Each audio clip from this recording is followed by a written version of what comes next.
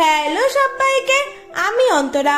আমার চ্যানেল গল্পের বইতে সবাইকে স্বাগত। আমরা শুনছিলাম টারজানের গল্প।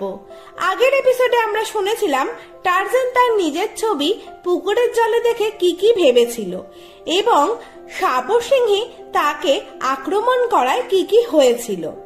আজকে তার পরবর্তী অংশ থেকেই শোনা শুরু করব।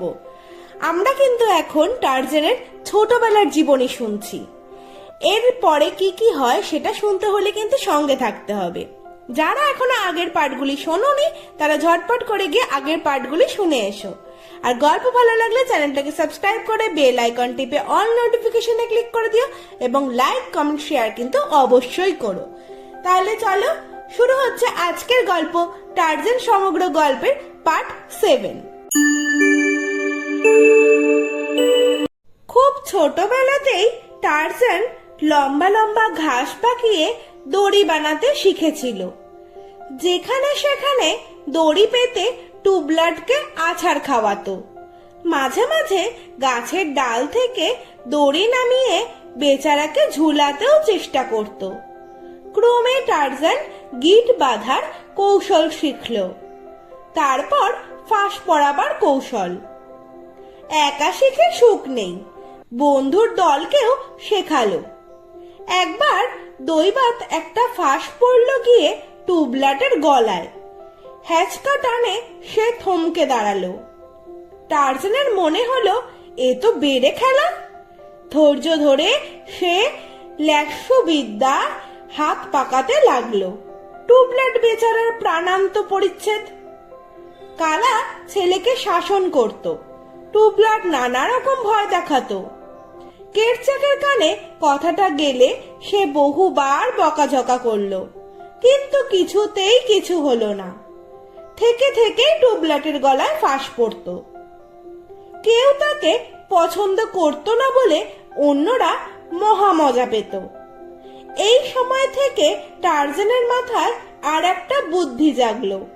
ফাঁস দিয়ে যদি এদের জব্দ করা যায় তাহলে আরেকটু হাত সরগড় হলে বন মানুষদের জাত শত্রু শাবরকেই বা জব্দ করা যাবে না কেন? এ বুদ্ধি কার্যে পরিণত হতে অবশ্যই আরো সময় লেগেছিল। ঘুরতে ঘুরতে কেরচাকের দল মাঝে মাঝেই সেই ছোট উপসাগরের ধারে অদ্ভুত বাসাটার কাছে এসে পৌঁছতো। বাড়িটা সম্বন্ধে দলের বড়দের মনে ভয় থাকলেও টারজানের ছিল অদম্য কৌতূহল। বাড়ির বিগত ইতিহাস সে কিছুই জানত না। একলাই যেত সে।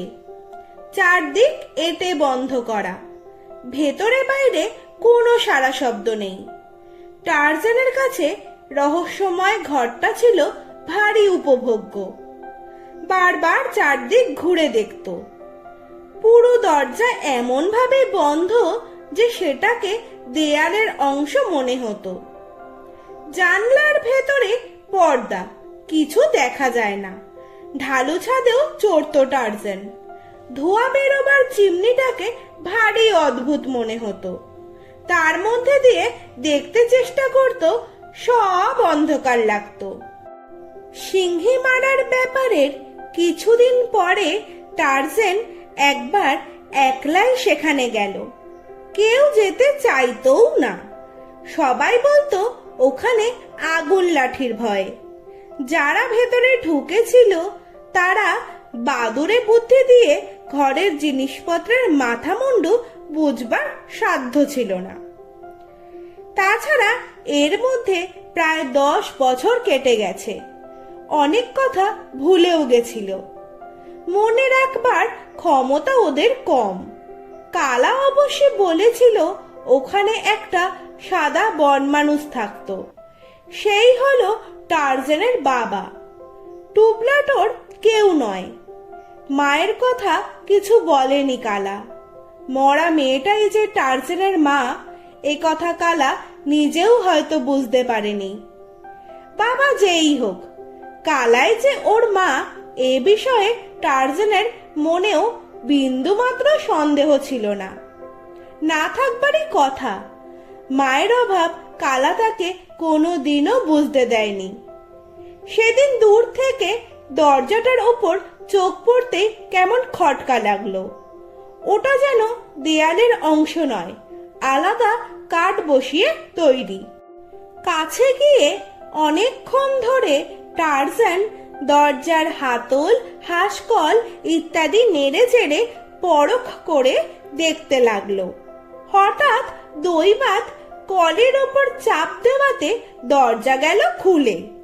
প্রথমটা টারজান তাজ্জব বনে গিয়েছিল, ভেতরে পা দিতে ঘাবড়াচ্ছিল। তারপর অন্ধকারটা চোখ সওয়া হয়ে গেলে আস্তে আস্তে খুব সন্তর্পণে ঢুকেই পড়ল।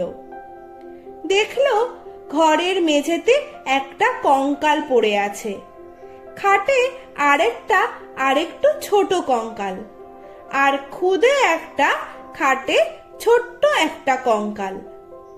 জঙ্গলে মানুষ হয়েছে, সেখানে নিত্যি জানোয়াররা মরছে, এখানে সেখানে হাড়গোড় পড়ে থাকছে। ওসব দেখে টারজানের অভ্যাস ছিল। তাছাড়া এগুলোর সঙ্গে ওর নিজের জীবনের যে কোনো সম্বন্ধ ছিল তাই বা সে জানবে কি করে? সত্যি কথা বলতে কি, জানলেও কিছু এসে যেত না। বনের শিক্ষা বড় নির্মম। তার চেয়ে ঘরের জিনিসপত্র বিষয়ে 10 বছরের ছেলেটার বেশি আগ্রহ। সে সব কিছু খুঁটিয়ে দেখতে লাগলো। অদ্ভুত চেহারার যন্ত্রপাতি, অস্ত্রশস্ত্র, বই, খাতা, কাগজপত্র, তার বেশিরভাগই নষ্ট হয়ে গেছে। যেখানে পারল দেরাজ টেনে আলমারি খুলে দেখলো, ভেতরকার জিনিস ততটা নষ্ট হয়নি। একটা ধারালো ছুরি পেল, শিকারীরা যেরকম ব্যবহার করে। তাহলে আজকের গল্প এইটুকুই। সামনের দিন আমরা পরবর্তী অংশ থেকে শোনা শুরু করব। গল্প শুনতে হলে কিন্তু সঙ্গে থাকতে হবে। আর যারা এখনো চ্যানেলটাকে সাবস্ক্রাইব করোনি তারা ঝটপট করে চ্যানেলটাকে সাবস্ক্রাইব করে বেল আইকন টিপে অল নোটিফিকেশনে ক্লিক করে দিও, এবং লাইক, কমেন্ট, শেয়ার করতে কিন্তু একদম ভুলো না।